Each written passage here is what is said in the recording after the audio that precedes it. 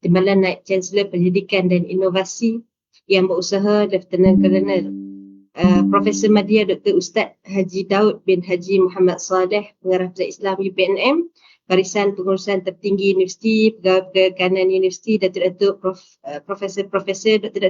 Tuan-tuan dan rahmati Allah Subhanahu Wa Taala. Alhamdulillah. Syukur banyak-banyak pada Allah Subhanahu Wa Taala. Allah rezekikan kita dapat bertamu dalam halaqah ilmu yang pada saya pertemuan-pertemuan sebegini adalah tanda-tanda Allah sedang memberikan kebaikan kepada kita. Minta maaf. Tanda belum dapat kopi pagi. Baik. Alhamdulillah Allah rezekikan kita dapat duduk dalam majlis ilmu. Ini disebut oleh Nabi SAW. Nabi kata, "Ma yuridillahu bihi khairan yufaqihu fiddin." Siapa yang Allah nak berikan kebaikan padanya, maka Allah akan faqihkan dia dengan ilmu agama. Jadi pagi ni kita duduk seketika dalam majlis ilmu ni, tak lama pun tuan-tuan puan kan. Tapi kita duduk nak tengok sekejap, nak berbincang tentang isu perceraian yang sebenarnya kalau kita di Malaysia ni agak membimbangkan. Kenapa agak membimbangkan? Baik, saya ada beberapa slide saya nak tunjuk, tapi saya nak mulakan dengan nak ajak tuan-tuan dan juga puan-puan untuk sama-sama kita tengok beberapa perkara. Bila kita sebut tentang perkahwinan, bila kita sebut tentang perceraian yang hari ni, dia jadi satu stigma yang masyarakat kita kadang-kadang kita salah dalam memilih pandangan. Jadi hari ni kita nak tengok khusus tentang perceraian, adakah ia satu rahmah ataupun satu musibah? Ni sebenarnya konotasi yang kalaulah kita ambil dalam bentuk yang negatif, dia akan jadi negatif. Tapi kalau kita ambil berbincang dalam bentuk yang positif, insya-Allah saya rasa banyak benda yang kita boleh clearkan. Baik. Pertama, bila kita sebut tentang perceraian, saya nak ajak tuan-tuan puan, mari kita sama-sama tengok. Okey. Saya rasa naik di skrin tuan-tuan. Naik kan? Ustazah Insyirah? Okey. Naik kan? Naik dan clear. Okey, baik. Tuan-tuan puan, saya nak kongsi pertama tuan-tuan puan bila kita sebut tentang perceraian di Malaysia. Tak ada siapa pun yang kahwin, dia nak bercerai. Tak ada. Semua orang kahwin mesti tujuannya nak bahagia. Tak ada lah orang yang berkahwin tu memang dia dah set dah, kecuali dalam drama-drama TV3. Itu ada kahwin kontrak dan sebagainya. Kita sebut yang ada fasa-fasa dia. Ada dalam masyarakat ni, tapi sangatlah jarang untuk kita temui orang yang kahwin dengan ada tempoh-tempoh yang jadi pajakan dalam perkahwinan.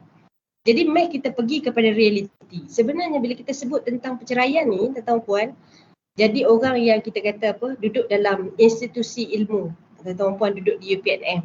Mari kita tengok bagaimana statistik ajar kepada kita realiti yang sedang jadi hari ini. Sebelum saya kongsi sekejap lagi, apa yang jadi, kenapa orang memilih untuk bercerai, kenapa pada sebahagian orang perceraian jadi rahmat, dan kenapa pada sebahagian orang perceraian itu jadi musibah. Sebab dia ada dua pro and cons dia yang tersendiri. Mari kita tengok satu persatu. Baik. Tuan-tuan puan, yang saya tunjuk depan tuan-tuan puan ni adalah statistik perkahwinan dan perceraian di Malaysia tahun 2022. Maknanya dia ambil yang tahun sebelumnya. Tahun 2021 lah, tu standard lah kalau kita baca statistik kan. Baik. Tuan-tuan puan tengok ya. Tahun 2020. Waktu ni baru kita nak masuk baru nak masuk PKP. Kan kita maknanya suasana yang kita tak pernah bayangkan pun akan jadi suasana kita akan duduk di rumah menghadap muka orang yang sama 24 jam, termasuk dengan tekanan-tekanan lain dan sebagainya. Maka statistik tunjukkan tahun 2021 tuan-tuan buat. Statistik perceraian ni kalau kita tengok kat sini kan, statistik perceraian dia turun 7.1%. Maknanya apa? Daripada tahun 2020 jumlah pasangan yang mendaftar. Ni yang mendaftar, kalau tak daftar tu lain-lain cerita dia tuan-tuan puan. Okey, tahun 2020 47,000 pasangan, 272 pasangan. Masuk tahun 2021 maknanya jumlah yang mendaftar kurang. Maknanya perceraian kita kurang tapi perkahwinan naik waktu tu. Tahun 2022. Ini statistik daripada tahun sebelumnya. Sama je laki-laki dengan perempuan tu kadar perceraian am dia tu maknanya sama. Kemudian umurnya tu kita tengok ya, dia ada implikasi pada umur perceraian. Ramai orang kahwin usia sebelum 30 tahun. Tetapi fasa perceraian biasanya dia bermula daripada tahun yang ramainya ni daripada usia 33 tahun sehingga 39 tahun. Ni average umur. Kalau perempuan diceraikan usia 35 dan lelaki memilih perceraian pada usia 38 tahun. Ni kumpulan yang paling tinggi, inilah kita sebut average tadi tu, 35 sampai 39, 30 sampai 34. Okey. Ini tahun 2022. Okey, mari kita tengok pula. Yang ni adalah pada tahun 2023. Ya. Okey. Ini tahun 2023. Okey. Maknanya statistik untuk tahun sebelum 2022. Tuan-tuan puan, daripada 43,000 naik mendadak 43% menjadi 62,890. Perkahwinan turun, maknanya waktu PKP tu tak ramai sangat orang kahwin tapi ramai orang bercerai sampai 43%. Ni kalau kita tengok. Ya. Baik, negeri mana? Tahun 2023 dia ada buat negeri pengasingan mengikut negeri mana yang paling bercerai, paling ramai bercerai. Okey, tadi sama je lelaki dan perempuan, average umur pun masih sama, 35 ke 39, orang perempuan 30 ke 34. Kenapa usia ni tuan-tuan puan? Kejap lagi kita bahas. Baik, ini 3 daerah pentadbiran perkahwinan dan perceraian di Malaysia. Dalam banyak-banyak negeri ni, sekejap saya kecilkan sikit. Okey, dalam banyak-banyak negeri Selangor yang paling tertinggi. Selangor 13,185, paling ramai di daerah Petaling. Kalau kita di Selangor ni, tuan-tuan puan, paling tinggi di daerah Petaling, diikuti Hulu Langat dan juga Klang. Walaupun kita rasa Klang ni besar, tapi sebenarnya di daerah Petaling. Sebab kepadatan penduduk dia agak tinggi di situ. Negeri-negeri lain, siapa daripada Kedah 5,000. 1/3 daripada Selangor. Selangor ni, kalau tuan-tuan puan rajin pergi ke mahkamah dia. Saya 2-3 hari lepas baru pergi ke mahkamah, bawa satu pasangan yang nak bercerai. 2-3 hari lepas ke? Hari ni hari apa? Hari ni hari Selasa, hari ni Rabu. Hari Khamis lepas. Khamis lepas saya alhamdulillah sempat pergi ke satu mahkamah syariah di Selangor ni tuan-tuan puan. Saya pergi nak bawa satu pasangan yang nak bercerai secara fast track. Cerai dengan cepat lah, maknanya masing-masing dah setuju. Saya kita cerita tentang perceraian fast track. Masing-masing dah setuju, tak ada tuntutan apa semua. Jadi kita pergi tu untuk lafaz dan pengesahan cerai di mahkamah. Saya pergi hari Khamis tuan-tuan puan. Waktu tu ada 30 pasangan yang beratur untuk melafazkan perceraian. Sebab apa sekarang kesedaran untuk cerai di mahkamah dah tinggi dah. Kalau dulu orang bercerai di luar mahkamah, kemudian bila kita dah dapat awareness, kalau bercerai luar mahkamah kena denda RM1,000 apa semua. Jadi ramai dah sekarang ni pasangan-pasangan dia memilih untuk bercerai di mahkamah langsung. Baru tak kena denda. Jadi jimatlah RM1,000. Jadi tuan-tuan puan, nak cerita apa? Nak ceritanya kata hari Khamis lepas 30 pasangan di satu daerah, satu mahkamah syariah di Selangor sahaja. Ini yang kita bimbang. Saya masih lagi menanti-nantikan statistik untuk tahun 2023 ni, maknanya statistik tahun ni untuk kita tengok tahun lepas.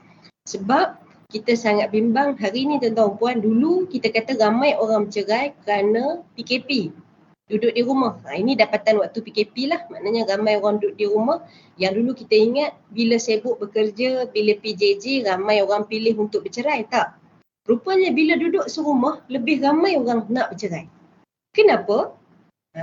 Yang ni kita nak bahas. Kejap lagi kita nak tengok macam mana statistik daripada Jabatan Kehakiman Syariah sebut. Ada banyak faktor kenapa orang bercerai. Antaranya apa? Antaranya pertama tuan-tuan puan, dapatan menyebutkan hari ni ramai orang bercerai kerana apa istilahnya hari ni? Tak sefahaman. Saya bawa pasangan-pasangan yang bercerai pun majoriti bergaduh lah sebab apa pun tuan-tuan puan. Biasanya nombor satu dia akan tulis sebab untuk bercerai tu tak sefahaman. Jadi macam mana Islam ajar kita supaya tak sefahaman ini diuruskan? Ada tak dalam Quran? Ada. Cuma terkadang lagi kita je jarang baca Quran. Kita je tak tengok bagaimana Al-Quran nak mengajarkan kepada kita bila dah tak sefahaman. Apa patut kita buat? Ada tak jalan keluar? Ini yang kita nak tengok tuan-tuan buat.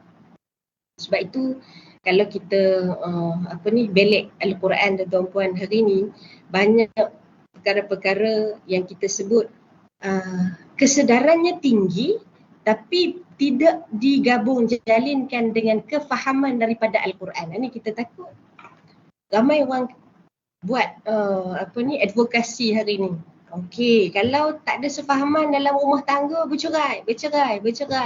Orang perempuan boleh buat fasakh, boleh suami boleh mentalakkan isteri. Kan, tak setuju juga dua-dua boleh ditawarkan dengan khuluk dan sebagainya, jenis-jenis perceraian kan. Orang sebut begitu, tapi sebenarnya tuan-tuan puan kita terlupa. Al-Quran ada ajarkan kepada kita tuan-tuan puan, nak bercerai pun ada cara dia. Bila masa dia. Orang perempuan, kan kita sebut tajuk kita wanita. Ada perempuan-perempuan yang Al-Quran kisahkan dalam Al-Quran, yang Allah Ta'ala keluarkan kisah mereka, rekodkan apa yang jadi situasi mereka tuan puan bila berlaku pertembungan dalam keluarga. Tidak sefahaman dengan suami. Ada tak isteri-isteri yang bertahan? Ada. Kisah siapa tuan puan? Kisah Asyah umpamanya. Dalam surah At-Tahrim. Bagaimana Allah Ta'ala sebutkan Asyah tuan puan, walaupun suaminya kita sebut bukan setakat jahat, tapi sampai tahap dilaknat oleh Allah Subhanahu Wa Taala, maka Al-Quran gambarkan situasi Asyah yang duduk tersepit dilema suami yang tak baik, tapi dia memilih untuk menjadi wanita yang baik sehingga akhirnya doanya itu dirakamkan Allah Subhanahu Wa Taala dalam surah At-Tahrim. Apa kata Allah Subhanahu Wa Taala? Asyah doa, Rabbi bnili 'indaka baitan fil jannah. Ya Allah, binakan untuk aku satu rumah, satu mahligai dalam syurga. Maka Nabi SAW sebut dalam satu hadis yang lain, Asyah adalah salah seorang perempuan yang sudah terjamin masuk syurga Allah Subhanahu Wa Taala. Apa pelajaran kita dapat daripada kisah ini, tuan-tuan puan, untuk orang perempuan umpamanya? Bila kita berdepan dengan tak tahan sangat, tertekan sangat tuan-tuan puan, maka Islam ajar kepada kita. Walaupun kita duduk dalam suasana toksik yang hari ni ramai, kalau kita cari kaunselor, hatta kalau saya duduk sama-sama rakan-rakan kaunselor saya pun tuan-tuan puan, sebab saya terlibat dengan proses runding cara keluarga. Kita buat kaunseling rumah tangga, Alhamdulillah dah hampir 13 tahun saya terlibat tuan-tuan puan. Ramai orang bila duduk dalam suasana toksik, orang akan suruh supaya kita tinggalkan persekitaran tersebut. Kan? Biasa kita dengar, keluar daripada persekitaran toksik. Tapi sebenarnya Al-Quran ajar kepada kita dengan kisah Asyah ni tuan-tuan puan. Selagi suami tidak memukul, selagi nafkahnya itu dijaga, maka Islam bagi option kepada kita. Walaupun suasana itu toksik, kitalah yang memilih untuk melihat suasana ataupun situasi itu sebagai toksik ataupun tidak. Ini penting ni. Sebab apa tuan-tuan puan? Kadang-kadang bila kita give up terlalu awal, akhirnya kita yang rasa suasana rumah tangga kita hari ni adalah suasana toksik. Padahal ada caranya kita tengok bagaimana Asyah ajar kepada kita. Ini yang orang hari ni sebut positive thinking tuan-tuan puan. Kalaulah Asyah tak positif, dia tak berfikir positif dengan rumah tangga, sudah tentu dia tinggalkan Firaun. Dia ada dah option tinggal Firaun? Ada. Tapi apa yang dia buat? Dia tukar cara pandangan dia.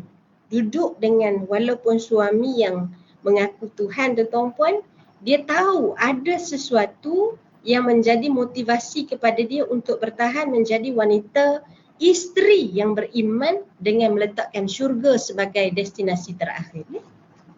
Sebab itu pada saya lah, kita hari ni jangan cepat sangat. Termasuklah kita yang memandang orang pun. Kadang-kadang kita pun jahat juga. Suami kau tu tak baik, tinggal je lah kan. Suami hang ni apa? Terpaksa orang Kedah. Jadi dia macam itulah dengan Ustazah Insyirah, apatah lagi nampak Ustazah Insyirah dia jadi nak cakap Kedah. Tak boleh pedoh. Dia kata. Tetapi puan, kadang-kadang kita pun main peranan. Kita pun kadang-kadang terlibat sama dalam meruntuhkan satu-satu rumah tangga. Kadang very simple punya sentence je. Kenapa suami kau macam tu tuan-tuan puan? Ni antara benda-benda yang kita kena jaga. Bukan setakat orang yang sedang mengalami fasa nak bercerai ataupun tidak, tapi kita yang memandang ni tuan-tuan puan pun sebenarnya sedang diuji. Orang yang nak cerai tu ujian, kita yang memandang juga sebenarnya sehakikatnya sedang diuji. Kan kadang-kadang kita komen sikit, betul ke? Orang yang asalnya ikhlas tiba-tiba jadi bertukar rasa tak ikhlas. Sebab apa? Kerana hanya pertanyaan simple daripada kita. Saya tak buat apa pun, saya tegur je. Tegur kita tuan-tuan puan. Sebab itu kalau kita tengok statistik perceraian tadi tuan-tuan puan, sangatlah menakutkan. Pasal apa? Kadang-kadang faktor ketidaksefahaman ni bukan daripada pasangan suami isteri tu saja, tapi faktor-faktor luar. Kawan rapat, mak mertua, adik-beradik kan. Saya baru-baru ni terlibat dengan satu pasangan tuan-tuan puan. Baik suami isteri ni, tapi kerana adik-beradik ipar pula. Kan? Kerana bila dah kahwin, yang si suami ni tak lagi bagi duit kepada adik-beradik. Bila dah kahwin, dia bagilah duit kepada isteri dia. Memang sepatutnya macam tu. Jadi adik-beradik rasa tergugat. Bila berkahwin, dia rasa macam isteri lelaki tadi ambil hak-hak mereka. Padahal sebenarnya tidak ada hak pun. Hampir-hampir bercerai. Tapi Alhamdulillah sempat bila kita buat consultation apa semua tu, sekarang masih lagi dalam fasa yang agak tegang, cuma dah kendur sikit. Untuk bercerai tu dah kendur sikit dah. Sebab tu tuan-tuan puan, bila bertemu dengan keadaan-keadaan sebegini, saya suka nak sebut. Ya, sebab itu Al-Quran berikan kepada kita satu surah namanya surah At-Talaq. Surah At-Talaq ni tuan-tuan puan, nanti kalau ada rezeki, nanti mungkin boleh ajak pengarah Islam kita ni, kita tadabbur tuan-tuan puan, surah At-Talaq ni. Pasal apa? Ada banyak perkara dalam surah At-Talaq ni hari ni yang orang ingat bercerai ni negatif je. Tak. Bercerai ni ada sebahagian jadi kebaikan pada sebahagian orang perempuan. Bila perceraian jadi rahmah. Satu, perceraian tu membebaskan dia daripada hubungan yang tidak sihat. Hubungan yang tak sihat macam mana? Maknanya hidup dalam keadaan menderita yang tak ada jalan keluar. Sebab tu saya sebut, kadang-kadang perceraian ni tuan-tuan puan, walaupun Allah Ta'ala tak suka, tapi pada sebahagian kes dia menjadi solusi untuk dia hidup bahagia. Pasal apa? Sebab semua orang berhak untuk hidup bahagia. Jadi kalaulah perkahwinan tu tak lagi membantu dia untuk menjadi orang yang baik ataupun membaikkan dia, maka ada ruang dalam perceraian itu untuk membebaskan seseorang daripada perhubungan yang tidak sihat. Satu. Yang kedua, kita sebut bila perceraian jadi rahmah, bila dalam rumah tangga suami tidak lagi berfungsi sebagai seorang suami. Ada suami-suami yang jadi dia panggil surah rumah tangga. Kalau perempuan suri rumah. Ini dia duduk di rumah. Dia jaga anak, dia suruh isteri dia keluar cari duit. Ada ke? Ada. Di Selangor cukup ramai suami-suami yang tak dapat kerja lagi lah, awak kerja dululah. Orang perempuan ni kadang-kadang kita ni bila sekali sayang, terbuai-buai dengan perasaan sayang, akhirnya tak apalah. Saya redha je Ustazah. 35 tahun. Kes paling lama saya handle. 35 tahun digantung tak bertali oleh suami. Bercerai tak nak, tapi tak duduk serumah, tapi makan duit isteri. Ni tuan-tuan puan. Ada ke suami macam ni? Ada. Sebab itu bila duduk situasi macam ni, orang perempuan kena tengok. Kalau suami tak lagi memberikan nafkah, maka ada hak-hak kita yang Islam beri untuk kita rasa bahagia dalam kehidupan yang kita pilih ni. Itu kedua. Yang ketiga tuan puan, bila perceraian jadi rahmah. Bila perceraian tersebut, dia bagi ruang kepada mak untuk fokus kepada anak-anak. Sebab apa tuan puan? Sebab hari ni bila perceraian yang paling sedih dan yang menjadi mangsa adalah anak-anak. Bergaduh, akhirnya anak tertekan. Bergaduh, akhirnya anak terabai. Maka ada pada sebahagian perceraian itu tuan-tuan puan, bila berlaku perceraian, barulah masing-masing boleh bagi tumpuan kepada anak-anak sama ada suami ataupun isteri. Ustazah ni duk cerita-cerita nampak macam jahat sangat. Kami ni laki-laki. Mungkin ada orang laki-laki yang tanya kan.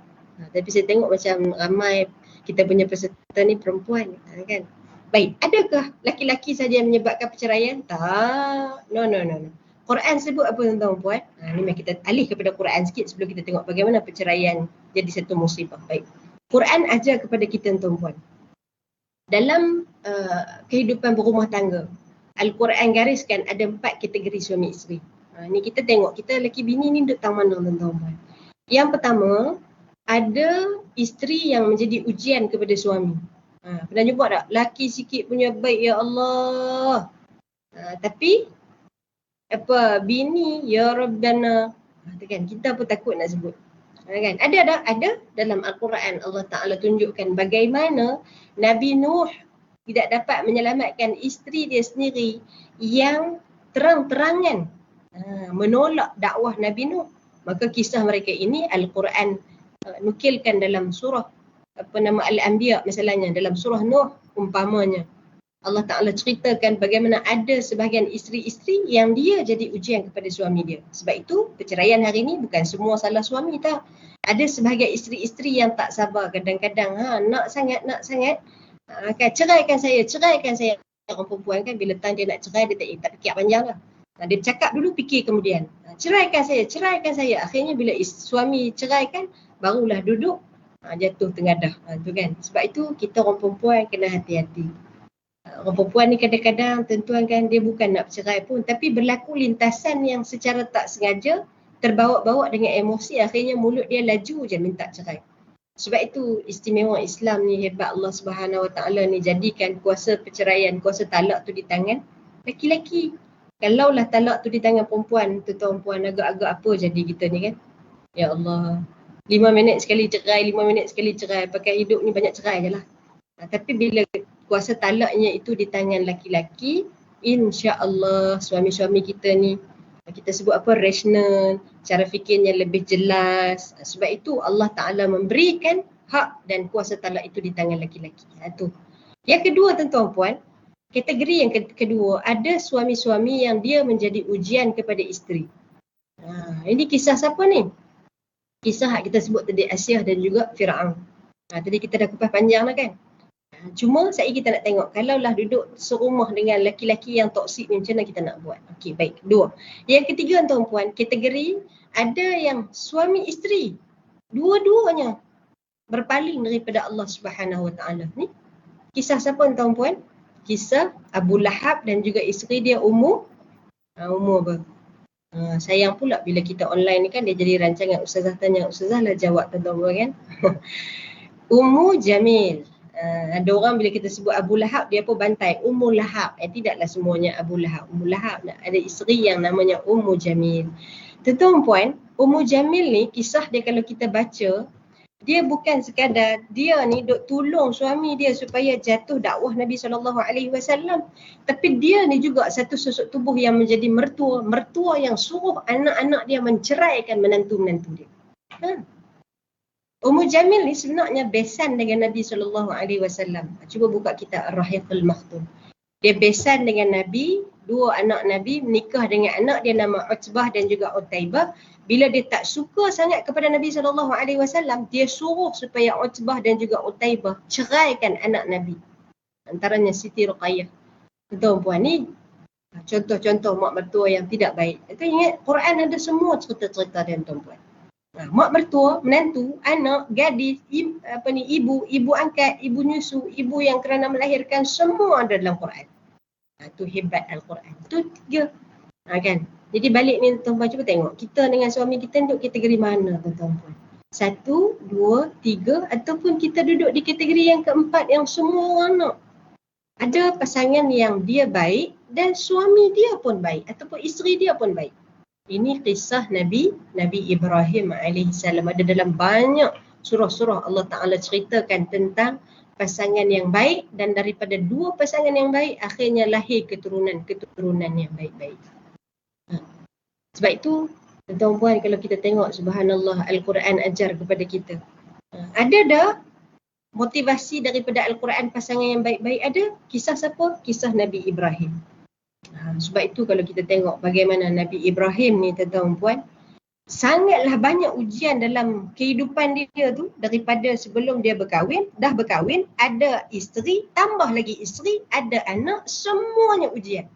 Sebab itu kalau ada dalam kalangan tuan-tuan puan yang sedang diuji, yang rasa sedih ketika ni, kenapalah suami aku macam ni, kenapalah isteri aku macam ni, kenapalah anak aku macam ni, tuan-tuan puan ingat, semakin banyak ujian, ulama sebut apa? Itu tanda-tanda Allah sedang membantu kita, mempersiapkan kita untuk menjadi manusia yang lebih baik. Kerana itu simbolik manusia yang taat kepada Allah Subhanahu Wa Taala. Tuan-tuan puan, cuba kita perhati. Perasan tak? Nama Nabi Ibrahim kita ungkapkan bila kita semayang tuan-puan satu hari berapa kali? 5 kali. Kan? Kama sallaita ala Ibrahim. Di hujung dia panggil selawat Ibrahimiyah kan? Untuk orang yang baca lah. Untuk orang yang tak baca, yang ambil pendek-pendek tu tak masuk bab ni. Kita sebut, perasan tak tuan-puan? Ke tak perasan? Kan main semayang je kita ni kan, itulah kadang-kadang kita ni kan lebih kurang semayang, kita tak perhati. Semayang pun tak perhati kan kadang-kadang. Sebab itu kita belik tuan-puan, bagaimana ulama sebutkan kama sallaita ala Ibrahim wa ala ali Ibrahim. Pasal apa sebut kama sallaita ala Ibrahim? Pasal apa tak sebut kama sallaita ala Isa? Kan Nabi Isa tak selesai lagi turun ke muka bumi. Kenapa tak sebut kama sallaita ala Musa? Musa kisahnya banyak dalam Al-Quran. Kenapa Allah Ta'ala letak kama sallaita ala Ibrahim? Selain daripada disebut sebagai Abul Anbiya, bapa kepada para nabi, ulama sebut inilah simbolik satu manusia yang hidupnya penuh ujian tetapi dia memilih untuk tunduk dan patuh kepada Allah Subhanahu Wa Taala. Itu kita kena belajar. Setiap kali kita sebut selawat Ibrahimiyah di hujung sembahyang, kita ingatkan diri kita, ya Allah, aku nak jadi taat macam Ibrahim.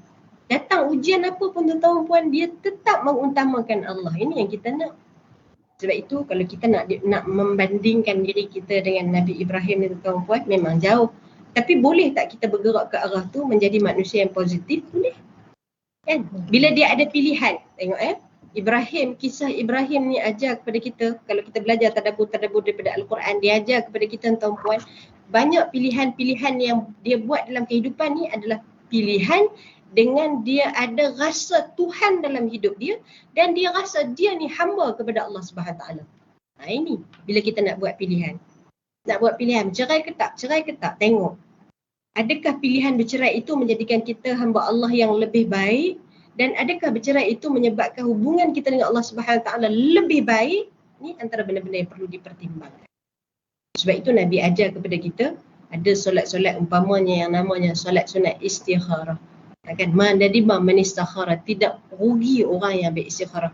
Nabi ajak pula dalam semayang istikharah tadi didoakan, ya Allah, kalaulah pilihanku ini baik untuk agamaku, untuk duniaku, untuk pengakhiranku, maka permudahkanlah. Tu Nabi ajak tuan-tuan. Sebab itu kalau kita belik, ya Allah, hidup kita ni bila bertemu dengan pilihan-pilihan, hidup kita ni semuanya tentang memilih. Kita yang memilih nak kekal bekerja di UPNM ataupun nak cari universiti-universiti yang lain.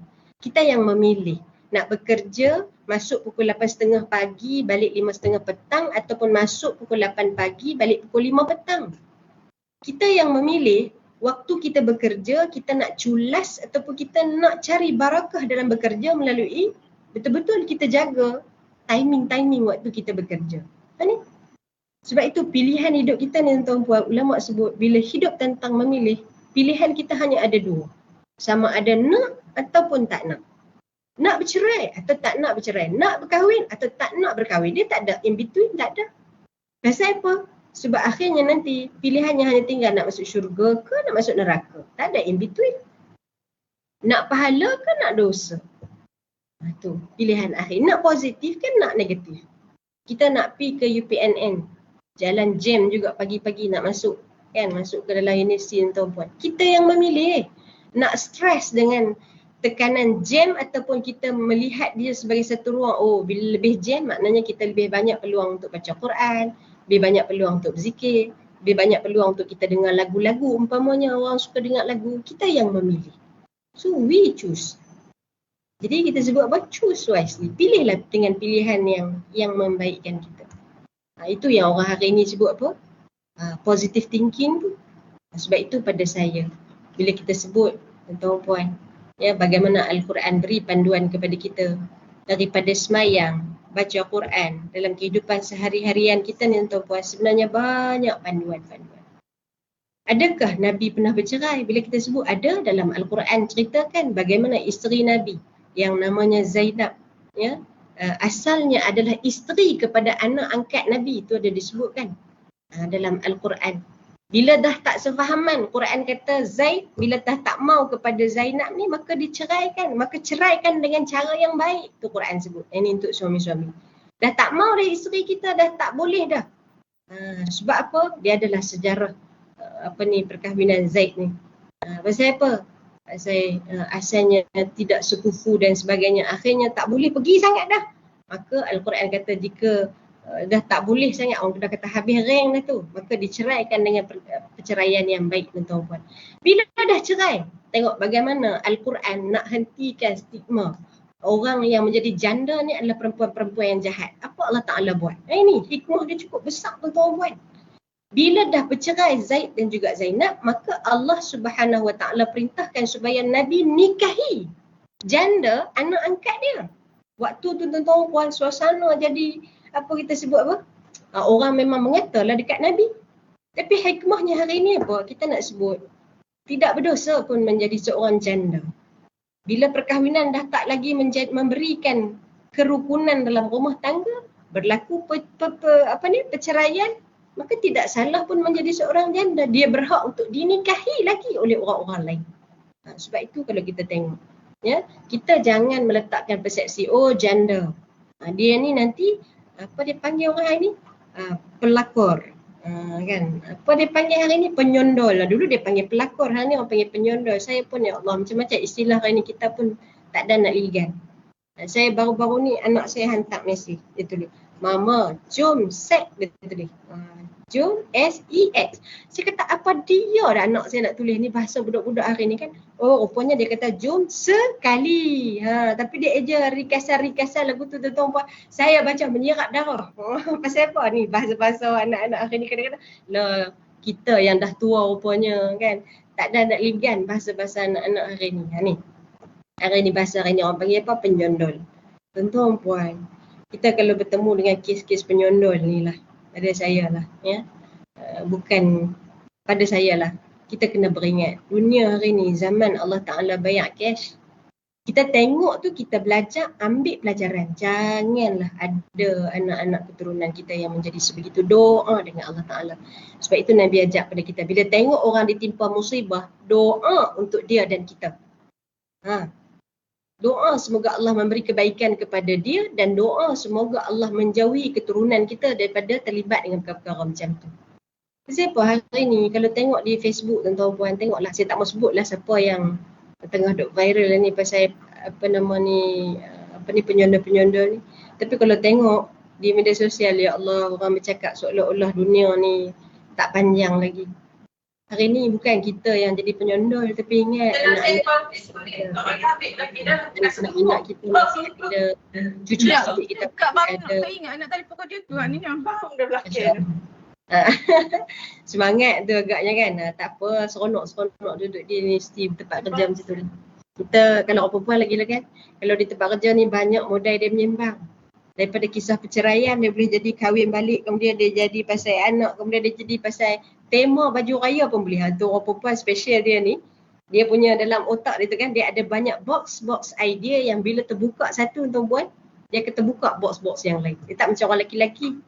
Orang lelaki ni kalau dia sembang satu je, bab kereta, memang dia bab kereta je sampai habis. Dia tak campur-campur bab-bab lain.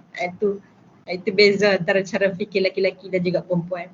Tak apa, semangat seronok-seronok masing-masing. Baik, balik kepada tadi kita sebut, ya, Al-Quran ajarkan kepada kita bagaimana Islam ini meraihkan banyak situasi. Yang jadi janda ada, yang tak kahwin ada ke? Ada. Kisah siapa? Kisah Maryam. Jadi kalau ada wanita-wanita yang belum berkahwin, you don't worry. You just do your best. Let Allah do the rest.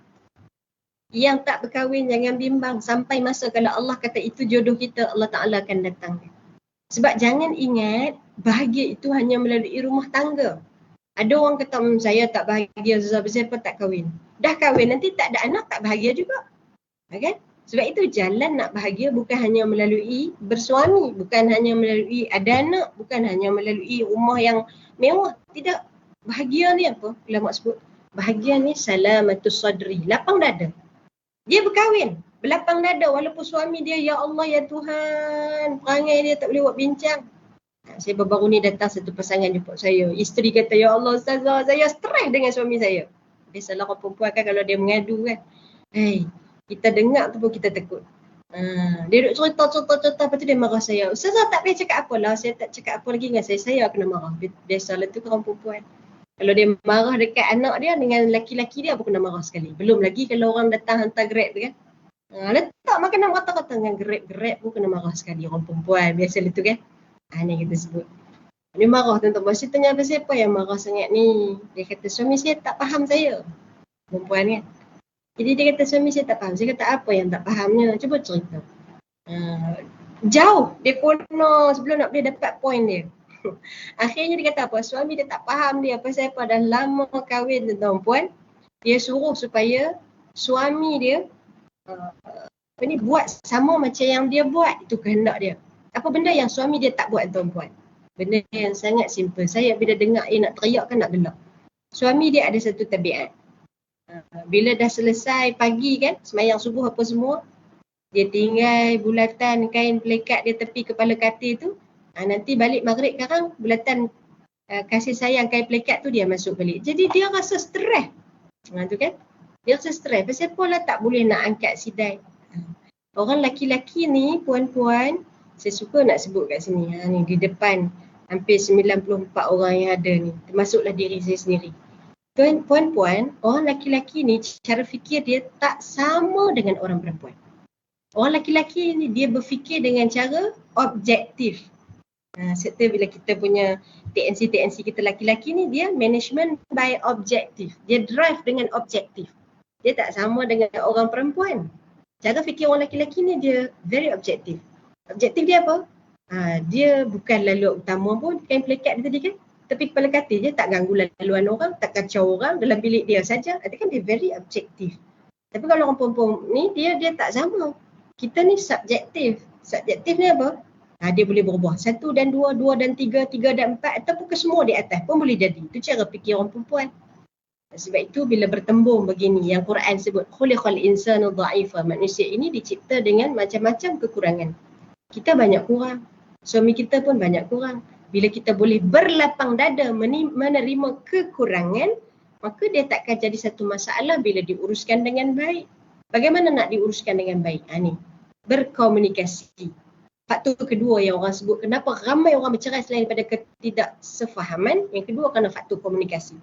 Orang perempuan ni ramai dalam kalangan kita, tak semua, ada orang dia bijak mengurus. Ramai dalam kalangan kita hidup dengan ekspektasi yang tinggi. Kita punya expectation kat pasangan kita tinggi. Sebab itu bila tak dapat, laju kita nak minta cerai. Kita nak suami kita tu baik, kita nak suami kita boleh jadi imam, kita nak suami kita beri nafkah yang sempurna. Puan-puan, hakikatnya hari inilah bila saya dah lebih daripada 13 tahun terlibat dengan runding cara keluarga dan tuan-puan. Satu-satu rumah tangga ni biasa. Bila lebih kat sini, Allah Ta'ala akan kurangkan sikit kat sini. Suami baik, boleh jadi imam, jaga anak bagus, duit pula kurang, gaji sedikit daripada isteri. Itu ujian dia kat situ. Bila nafkahnya banyak, tak ada masalah nak memewahkan isteri apa semua, kurangnya kat mana? Tak boleh jadi imam pula. Pasal apa? Sibuk sangat mencari duit. Pun ada juga. Kenapa Allah Ta'ala beri kekurangan-kekurangan sebegini, puan-puan? Sebab Allah nak remind pada kita. Hidup ni kalau semuanya kita dapat yang sempurna, ramai orang biasanya bila dapat kesempurnaan akhirnya dia jauh daripada Tuhan. Sebab itu tengok bagaimana Firaun. Firaun ni tuan-puan sakit sesemua pun tak pernah. Cuba baca kitab-kitab. Dia tak pernah sakit, tak pernah kurang tentera dia ramai, harta dia banyak, badan dia sihat, akhirnya dia jadi istidraj. Maka sebab itu dalam banyak kehidupan kita hari ini Allah Ta'ala bagi kat sini lebih, maka ada sedikit yang Allah simpankan untuk dijadikan sebagai ujian supaya kita rasa hidup kita ni bertuhankan Allah Subhanahu Wa Ta'ala. Sebab itu kalau Allah uji kita, duit kita banyak, perempuan-perempuan yang bekerja biasanya kan, ingat kadang-kadang Allah jadikan kita duit yang banyak ini sebagai ujian, nak tengok kita ni mampu ke tak mampu nak taat kepada suami kita. Tu kadang-kadang jadi ujian. Allah bagi kita suami yang baik, Allah nak uji tengok kita ni mampu tak nak menyimpan ketidakpuasan hati kita kadang-kadang pada perkara-perkara yang kita tak setuju. Sebab itu pada saya, ya, bila kita hidup di zaman hari ni dengan macam-macam ujian, di zaman yang banyak berlakunya fitnah ni, tuan-tuan puan, apa yang perlu kita buat? Saya suka nak sebut pertama, tuan-tuan puan, belajarlah untuk mensyukuri apa yang kita miliki. Berhenti melihat apa yang ada di tangan orang. Kerana bila melihat apa yang ada di tangan orang, akhirnya kita rasa kita serba kekurangan. Belajar bersyukur dengan apa yang kita miliki, baru akan datang apa yang disebut sebagai salamatus sadri, lapang dada tadi. Alhamdulillah, suami saya ni walaupun malam dia tidur bunyi mengeruh, berdengkur. Tapi Alhamdulillah berdengkur di sebelah saya, bukan di sebelah perempuan lain, kan? Nak bahagia tu banyak je. Sebab apa? Hidup yang kita keluhkan hari ini. Khuliqal insanu halu'a, manusia itu banyak berkeluh kesah dalam hidup dia. Hidup yang kita keluhkan hari ini, inilah sebenarnya hidup yang sedang diinginkan oleh orang lain. Cuba tengok orang Palestin. Ya Allah, tuan-tuan puan, sebut bab Palestin ni saya rasa tak berdaya nak bercerita. Makannya makanan yang bukan makanan manusia, makan makanan kuda, makanan binatang, tuan-tuan puan. Kan? Makannya sisa-sisa, suaminya tak ada di sisi, anaknya syahid, kehilangan rumah-rumah, kerja langsung tak ada, tuan-tuan puan. Tapi yang tinggal bersisa apa? Mereka kata mereka ada Allah bersama dengan mereka. Sebab tu subhanallah. Sebab itu Allah jadikan peperangan itu di Palestin. Kalaulah jadikan di Malaysia dan jadi wala'ayazubillah, tuan puan. Tak tahu agaknya di mana duduk letak iman kita, kan? Itu hebat Allah SWT. Sebab itu hari ni kalau kita rasa banyak sangat nak komplain, tuan puan, duduk. Kalau kita bahasa kita hari ni, kalau dalam dunia kaunseling ni dia panggil apa? Pause for a while. Banyak sangat ada komplain-komplain, letih lah, penat lah, datang kerja, stres lah, bos ni apa semua. Duduk sekejap, tuan puan, berjeda seketika bahasa Melayu. Tarik nafas dalam-dalam. Kalau orang kaunselor tu kan, dia suka suruh hembus sikit-sikit. Tarik nafas panjang-panjang, hembus sikit-sikit, fikir. Hak kita mengeluh ni, tuan puan, gaji kita walaupun RM2,000, ada tak gaji? Ada, Alhamdulillah. Boleh makan tak? Boleh. Nak order apa hari ni? Grab food ada, Food Panda ada, semua ada. Tinggal lagi kita je nak makan apa. Kan? Anak kita mengemis tak? Tak mengemis. Suami kita balik ke rumah tak? Balik. Itu kan. Itu semua sebab-sebab kalau kita nak jadi orang yang bersyukur dengan Allah SWT, banyak ruang-ruang. Tapi Ustazah, saya terluka. Terluka tu biasa. Ustazah, saya kecewa. Kecewa itu biasa. Boleh salahkan saya waktu terluka dan kecewa? Tak salah. Tak salah untuk kita rasa terluka dan kecewa. Sebab Al-Quran meraihkan rasa-rasa yang kita ada. Sebab itu ulama kata, seorang cendekiawan Islam, dia kata apa? Jika engkau ingin mendengar Allah berbicara denganmu, maka bukalah Al-Quran. Masalahnya kita tak buka Quran, kan? Jauh kita dengan Quran. Nak Ramadan ni barulah kelang kabut nak ambil balik Quran, nak khatam satu Quran. Hanya datang Ramadan, hanya dekat datangnya Ramadan. Ramadan dia tadarus, dah habis Ramadan dia tinggal terus. Itu kita tak nak. Sebab itu tuan-tuan puan, susah macam mana pun kita ni, sekurang-kurangnya alal aqal ayah minal Quran. Satu ayat Quran, tuan-tuan puan, satu hari mesti kita usahakan. Duduk dekat meja kita, masuk je kerja, tuan-tuan puan. Ni disiplin ketua pengarah saya ajak. Masuk jadi pejabat, kalau kami di JAKIN, tuan-tuan puan, masuk pukul 8, duduk dekat meja tu satu muka surat. Sebelum kita start apa-apa saja kerja. Jadikan sebagai habit. Setiap hari. Masuk mesti duduk baca Quran. Masuk duduk baca Quran. Sebab kadang-kadang di rumah tak sempat. Nak tunggu baca Zuhur sekarang, banyaklah kerja-kerjanya mesyuarat dan sebagainya. Nak tunggu baca Asar, kalau pula nak ambil anak. Maghrib, sibuk menguruskan anak, makan dan sebagainya. Isyak dah pun mengantuk. Jadi kat mana nak ambil? Pagi, setting pagi Quran. Mesti disiplin Quran. Yang kedua kata Luqman Al-Hakim apa? Jika engkau ingin berbicara dengan Allah, maka dirikanlah salat. Jika engkau ingin mendengar Allah berbicara denganmu, maka bacalah Al-Quran. Dan jika engkau ingin berbicara dengan Allah, maka dirikanlah salat. Kita nak healing journey kita ni tuan-puan, tak perlu pergi jauh bercuti pun. Cuti tu another option. Silakan kalau berkemampuan. Tapi kita ada ruang yang Allah Ta'ala bagi. Nak self monolog, itu kan kalau istilah-istilahnya kalau nak healing ni, nak cakap, nak merenung, bertafakur, nak muhasabah, semuanya ruang itu ada dalam solat. Jadi kalau hari ni kita rasa hidup kita bermasalah, perasaan tu bagai ditoreh-toreh dengan hubungan suami isteri, cuba cek solat kita. Tergesa-gesa tak? Kalut tak? Singkat sangat tak? Pendek sangat tak doa kita? Kan? Kadang-kadang ada orang kata, oh saya ni sebab doa saya pendek, sebab tu agaknya rumah tangga saya tak tenteram. Tak mesti. Doa ni tidak mesti panjang. Tengok, ingat tak kisah Bilal? Kan? Bilal bila mana dia disiksa kerana dia masuk ke dalam agama Islam di bawah bahang matahari yang terik, tuan-tuan, ditindih dengan batu-batu. Apa yang keluar daripada mulut dia, ulama sebut doa dia kepada Allah. Dia hanya menyebut nama Allah, Ahad, Ahad.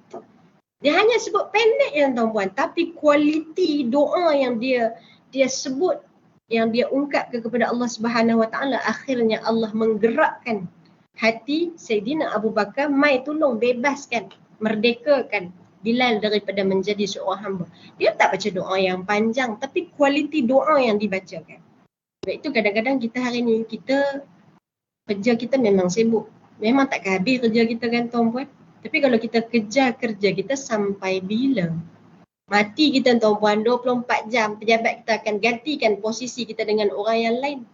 Mati kita, anak kita menangis seminggu dua, suami kita menangis sebulan dua, kemudian barangkali digantikan dengan perempuan yang lain. Tapi mati kita untuk amal, selesai tuan-tuan, tak ada dah yang boleh tolong ganti. So kita je yang nak bawa untuk diri kita. Sebab itu ulama sebut, kalau kita bermasalah dengan kehidupan, cuba cek balik solat-solat dan doa-doa yang kita ungkapkan. Barangkali masih belum berkualiti. Kadang-kadang situlah semayang ni tuan-tuan kan. Semayang kena kejar pejabat. Paperworknya, mesyuaratnya, kadang-kadang yang pukul 1.48 Zuhur masuk, kadang-kadang kita jadi Zuhur kita pukul 4 petang. Orang perempuan kan ada favourite, ambil satu wuduk, tahan untuk 2 solat. Solat jamak bukan jamak qasar ke jamak takhir ke pada jamak takdan. Kadang-kadang Zuhur, tapi dia tidak jadi Zuhur, dia jadi Zosar, kadang-kadang bercantum dengan asar kan. Tuan-puan, ini tabiat di tempat kerja yang perlu kita improve untuk kita nak kualiti kehidupan yang lebih baik.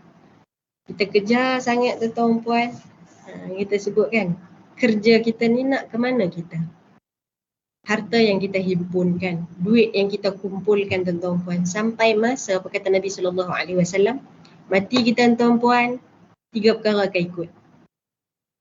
Harta, ahli keluarga yang kita cinta, amal yang kita usaha. 1, 2, balik bila mana jasad kita masuk ke dalam liang lahat. Yang tinggal hanya amal yang kita kerjakan. Nak teman kita. Kita sayang macam mana pun pada ahli keluarga. Tak ada mana-mana suami ataupun anak yang sanggup nak masuk ke dalam liang lahat sama-sama dengan kita. Tak ada. Orang sayang kat kita ni tuan-tuan, ulama kata hanya kerana roh berada dalam jasad. Terpisah roh pada jasad, orang tak kenang dah kita. Sebab itu kerja untuk bos kita tuan-puan, silakan bekerja sedaya upaya. Kita nak bantu VC kita, TNC kita buat sehabis baik tuan-puan. Dalam bab kerja, kerja sungguh-sungguh. Dalam bab amal, jaga amal sungguh-sungguh. Itu cara dia. Sebab itu bila Pusat Islam buat program-program sebegini, walaupun kita berbincang tentang perkahwinan, perceraian tuan-puan, asasnya apa? Asasnya balik kepada Allah Subhanahu Wa Taala. Nak jiwa yang tenang, nak dada yang lapang, nak fikiran-fikiran yang positif, uruskan solat kita. Sebab itu bermula daripada solat.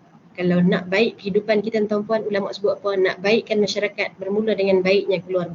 Nak baikkan keluarga, mula dengan baikkan peribadi ahli keluarga. Nak baikkan peribadi individu tuan-puan dengan cara diluruskan solat. Solat ni tuan-puan. Angkat takbir kita kan, Allahu Akbar, tangan angkat. Mulut lafaz, pikirannya melayang-layang. Nak makan apa pagi ni? Si lemak ke biung goreng? Nak pakai baju apa pagi ni? Baju koperat ke baju kurung? Kadang kita kan Sebab itu kualiti sembahyang kita. Sebab itu kalau kita rasa kecewa, kalau kita rasa berduka, kalau kita rasa tak jumpa jalannya tuan-tuan puan, ulama sebut dalam solatlah sepatutnya kita cari segala penyelesaian. Allah Ta'ala offer. Cuma kadang-kadang kita je sombong sikit. Udu'uni astajib lakum. Doa Allah Ta'ala kata. Doa tu di mana? Dalam solat kata ulama. Cuma kadang kita terlupa. Kita ingat kita hidup di zaman hari ni ada suami yang akan memenuhi segala keperluan kita.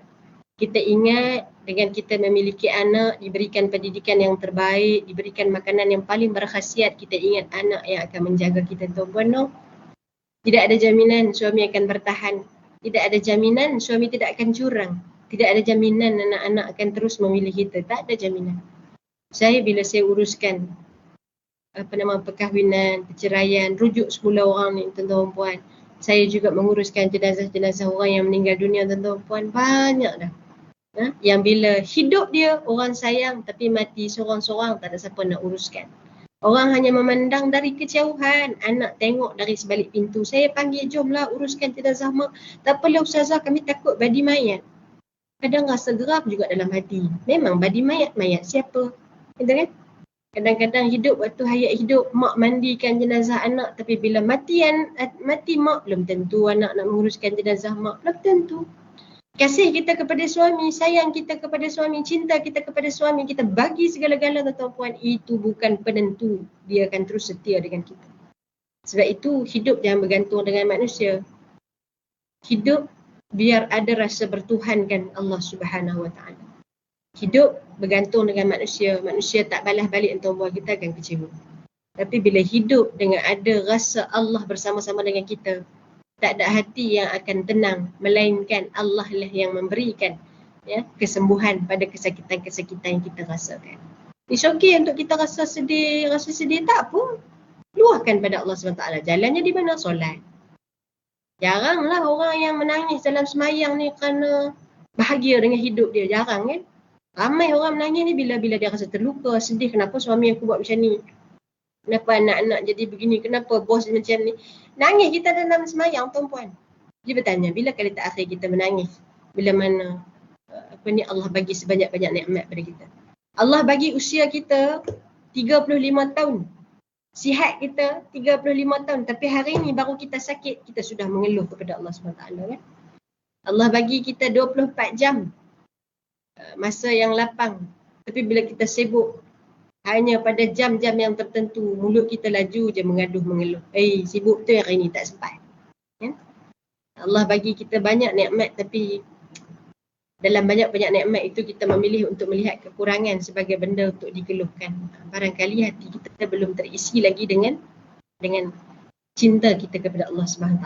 Sebab itu hari ni tuan-puan, balik kepada apa yang ditanyakan tentang perceraian itu tuan-puan. Dia kita sebut dia akan jadi rahmah atau musibah, bergantung kepada bagaimana kita memposisikan diri kita untuk berdepan dengan ujian tersebut. Sebab kahwin ujian, cerai pun ujian, ada anak ujian, tak ada anak ujian, hidup ujian, mati pun ujian. Apa kata Allah Subhanahu Wa Taala? Allazi khalaqal mauta wal hayata liyabluwakum ayyukum ahsanu amala. Hidup kita semua ujian. Jadi staf UPNM ujian. Nak berhenti daripada UPNM ujian. Kan semuanya kenapa Allah Ta'ala sebut dalam surah Al-Mulk, dijadikan hidup dan mati ini untuk diuji dalam kalangan kamu siapa yang paling baik amalnya. Dalam ramai-ramai yang kerja di UPNM, mana yang paling baik amalnya, mana isteri yang paling baik, mana mak yang paling baik, mana pekerja yang paling baik. Ini yang Allah Ta'ala nak cari. Dan bagaimana hebat ayat Al-Quran bagi motivasi pada kita. Allah tak sebut berapa banyak yang dibuat, tak. Allah tak cari orang yang paling banyak amalnya, tidak. Tapi Allah Ta'ala sebut yang paling baik amalnya. Baik ni maknanya apa? Tak mesti banyak. Kalau banyak, lebih bagus. Tapi kalau tak banyak, amalnya sikit tapi baik dia, maka itu yang sedang Allah Ta'ala cari. Sebab itu orang kalau hidup dengan memikirkan nak bagi yang terbaik, tuan-tuan puan, ini sifat Allah Al-Wahhab, Maha Memberi. Allah Ta'ala bagi kat kita tuan-tuan puan. Kita tak minta, Allah Ta'ala bagi. Belum minta, Allah Ta'ala dah bagi. Dah bagi lagi berkali-kali, walaupun kita ni ya Allah dengan banyak keluhan, dengan banyak ungkitan kita, Allah bagi tak? Bagi. Kerja masih lagi Allah Ta'ala bagi rezeki kita, dipanjangkan lagi, alhamdulillah. Tak dapat bonus, kita mengeluh. Tapi Allah Ta'ala bagi. Kat mana? Anak sihat, duitnya tak habis kepada klinik-klinik tu kan. Sifat Allah Al-Wahhab.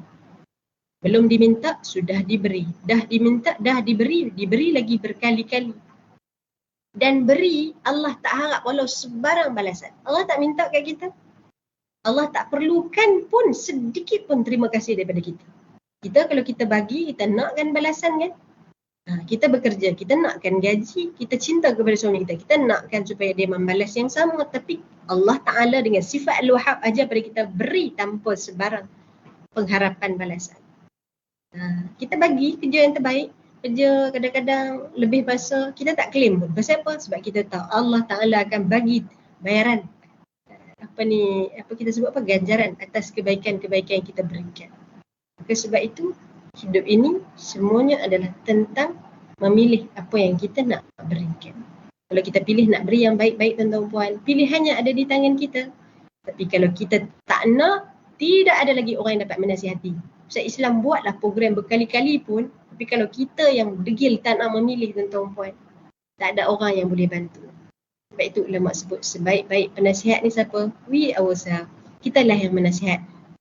Ustaz Islam buat program, bagi kita ilmu. Dengan ilmu tadi kita membuat pilihan. Okey, kita ada pilihan nak jadi orang yang bersabar. Hidup bersuami kan begitu. Tapi kita ada tak pilihan? Ada. Selagi dia tak melukakan kita, selagi dia masih memberi nafkah, ada tak pilihan untuk kita jadi wanita luar biasa, seluar biasa Asia? Ada. Tapi kalau kita memilih untuk berpisah tuan-tuan puan, bila sudah dilakukan istikharah, bismillah, silakan jalan terus. Ada wanita-wanita yang kadang-kadang Allah temukan dia dengan laki-laki yang salah sebelum dia bertemu dengan laki-laki yang betul dalam kehidupan. Bila titik laluan-laluan itu dia memilih untuk merasakan ia ujian daripada Allah Subhanahu Wa Taala. Bila kita rasa hidup bertuhankan Allah Subhanahu Wa Taala, ujian yang besar terasa kecil dengan Allah yang Maha Besar. Sebab itu saya suka nak sebut, kita 1 jam ni kan, 9 minit dah lebih. Saya nak sebut begini, bila kita sebut tentang perceraian, tadi kita dah tengok realiti yang berlaku. Kenapa jadi perceraian dan tuan-puan? Tak cukup masa nak bahas dalam 1 jam. Sebab itu kadang-kadang orang datang kaunseling pun tuan-puan, ada yang setahun, ada yang sehari, ada yang 3 hari, ada yang 5 hari. Semuanya berbeza-beza kerana uniknya hati manusia.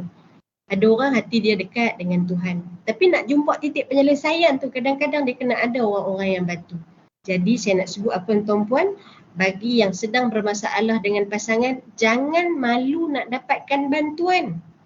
Jangan takut nanti orang kata, oh dia tu nak cerai sebab tu dia pergi jumpa Ustazah Insyirah. Tak. Jangan takut nak pergi cari bantuan dengan kita jumpa kaunselor-kaunselor yang bertauliah. Jangan takut orang mengata kat kita, no. Kita nak bahagia, biar dengan cara kita, jangan kita ikut cakap orang. Hidup dengan cakap orang ni letih puan-puan. Kita nak buktikan orang kita bahagia, posting di media sosial, akhirnya siapa yang menderita? Kita. Kita sibuk nak tunjuk kat orang, oh suami aku dah yang terbaik, bercakap kita yang baik-baik, tapi balik rumah kita menderita. Why? Kenapa kita pilih tuan-puan? Belajar untuk melepaskan perasaan takut-takut cakap orang. Belajar untuk melepaskan belajar untuk memaafkan. Apa orang nak kata kita, let them be tuan-tuan. Orang nak kata, kita yang rasa. Kita nak apa? Kita nak keluarga kita bahagia, kita nak kalau boleh perkahwinan ni selagi boleh diselamatkan. Tapi kalau tak boleh. Sebab itu saya bukan jadi ustazah yang sabarlah puan ya, sabarlah insya-Allah syurga. Kan? Tak. Saya bukan. Kalau yang datang berjumpa dengan saya, kita tengok berpijak pada realiti. Kalau dia curang itu option. Option tu maknanya macam mana? Dia nak bertahan lagi tak? Ada orang mampu nak bertahan. Saya tanya, sayang lagi tak? Sayang. Jadi kalau sayang, sanggup tak nak bertahan? Sanggup. Kalau sanggup, itulah jawapan dia. Bukannya jawapan daripada saya. Tak ada. Saya hanya guide saja. Bukan datang jumpa saya, oh ustazah kata bertahan. No, bukan saya. You yourself, you decide. This is your life, not my life. Awak yang nak rasa bahagia ke derita ke, awak yang pilih. Sebab itu kalau dia rasa tak mampu, baru-baru ni, semalam. Hari asyik lupa hari je aku ni. Ini tanda-tanda kurang air tuan-tuan buat. Kan? Hari Ahad baru ni. Saya jumpa satu pasangan. Isteri dia kata, saya tak nak dah ustazah, saya tak nak. Kenapa tak nak? Sebab suami saya ni tak nak jadi, tak nak solat. Kan? Tak nak solat. Suami diam, dia orang lelaki dia selalu tu kan, di sebalik isteri yang marah menyingat, ada suami tak tahu apa salahnya. Biasalah suami-suami kan. Jadi katakan, Dia kadang-kadang dengan orang lelaki-lelaki dia ada ego dia, jangan cabar ego. Orang lelaki-lelaki ni cakap sekali je dia faham dah, tak payah ulang-ulang. Ini tidak. Tak sembahyang lagi, masuk ke dalam dapur. Tak sembahyang lagi, masuk. Itu masalah orang perempuan. Dia suka memanaskan telinga. Orang lelaki-lelaki cepat telinganya panas, itu kadang-kadang bertembung kat situ. Kan, saya bila dia sebut nak cerai, suami dia tak nak jadi. Okey, soalan saya mudah je. Puan sayang lagi tak kat suami? Sayang. Itu kan perempuan. Sayang. Sanggup lagi tak nak bersama-sama dengan suami? Sanggup. Nak tak masuk syurga sama-sama? Nak. Anda pergi balik, tak payahlah jumpa saya. Kadang-kadang dia bukannya nak penyelesaian pun, kadang-kadang dia hanya nak didengari. Jadi suami dengar, saya cakap dengan suami, apa ni tuan, suami isteri tuan ni mesti sayang kat tuan. Kalaulah dia tak sayang kat tuan, tengok dia dah bawa dah pergi bercerai. Kan? Tunduk suami. Kadang-kadang orang lelaki macam tu lah. Dia mungkin tak berubah hari ni, mungkin tidak dalam masa yang terdekat. Tapi kadang-kadang Allah nak tengok kesungguhan kita sejauh mana kita nak mempertahankan orang yang kita cinta. Tu je. Orang lelaki-lelaki ni insya-Allah cakap elok-elok ni pada saya banyak kes macam tu. Cakap elok-elok, insya-Allah faham dia. Akhirnya dia pun akan memilih untuk bersama-sama dengan isteri dia. Insya-Allah. Mudah-mudahan saya doakan yang ada bersama dengan kita hari ni. Kalau yang sudah bercerai, moga-moga perceraian itu adalah yang paling baik untuk dunia, agamanya, akhiratnya insya-Allah. Dan kalau yang masih struggle berjuang, kita akan terus berjuang tuan-tuan. Hayat hidup ini hanya dua. Sama ada kita menjadi orang yang ditinggalkan ataupun menjadi orang yang meninggalkan. Sama ada kita mati dulu ataupun kita ditinggalkan oleh orang-orang yang kita sayang.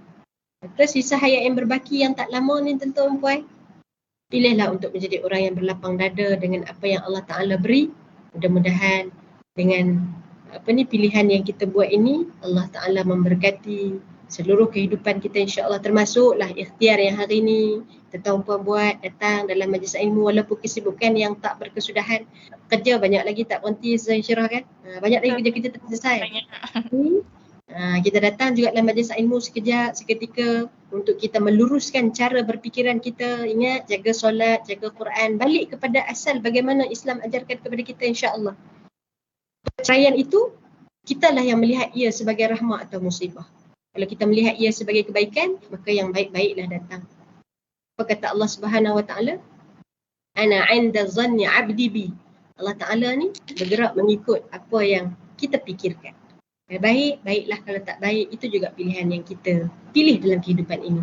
Maka saya doakan mudah-mudahan keberkahan daripada majlis ilmu memandu tuan-tuan dan puan-puan untuk memilih yang baik-baik dalam kehidupan ini, dan moga-moga kehidupan yang sedang tuan-tuan puan jalani hari ini adalah yang baik untuk dunia dan juga akhirat kita insya-Allah. Jadi saya serahkan kembali kepada Ustazah Insyirah. Kita ada soalan ke? 1, 2, 3 tak soalan ke? Okey, jadi wallahu a'lam. Ustazah Insyirah. Allahu a'lam.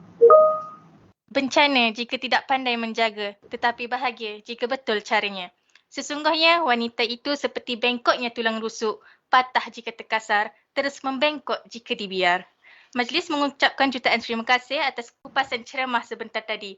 Mudah-mudahan segala intipati yang terkandung dalam ceramah yang disampaikan dapat kita sama-sama manfaatkan serta dapat kita jadikan sebagai satu platform untuk kita meningkatkan lagi ilmu pengetahuan dalam diri, terutamanya berkaitan dengan kupasan topik pada hari ini.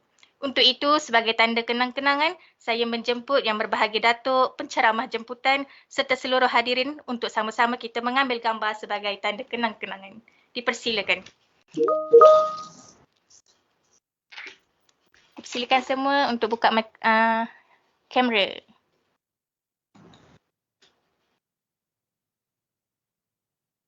Oh, sekejap.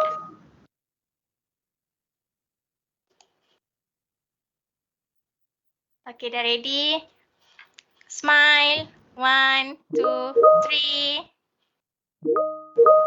Okay, sekali lagi. 1, 2, 3.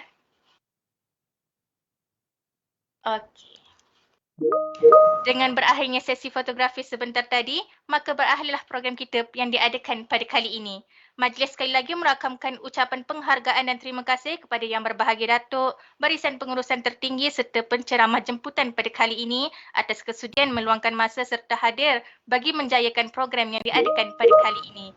Majlis juga merakamkan ucapan jutaan terima kasih kepada yang berbahagia Al-Fadilah Ustazah Nazirah binti Abu Bakar, penceramah kita pada hari ini, atas segala sokongan dan kerjasama yang diberikan sepanjang menjayakan program pada kali ini. Semoga program ini dapat diteruskan pada masa akan datang, insya-Allah. Tidak dilupakan juga kepada seluruh para hadirin yang turut hadir menjayakan majlis yang penuh bermakna pada pagi ini. Pihak penganjur memohon jutaan kemaafan sekiranya berlaku sebarang kekurangan sepanjang mengendalikan program kali ini. Dengan ini majlis diakhiri dengan wabillahi taufiq wal hidayah. Wassalamualaikum warahmatullahi wabarakatuh. Terima kasih Ustaz.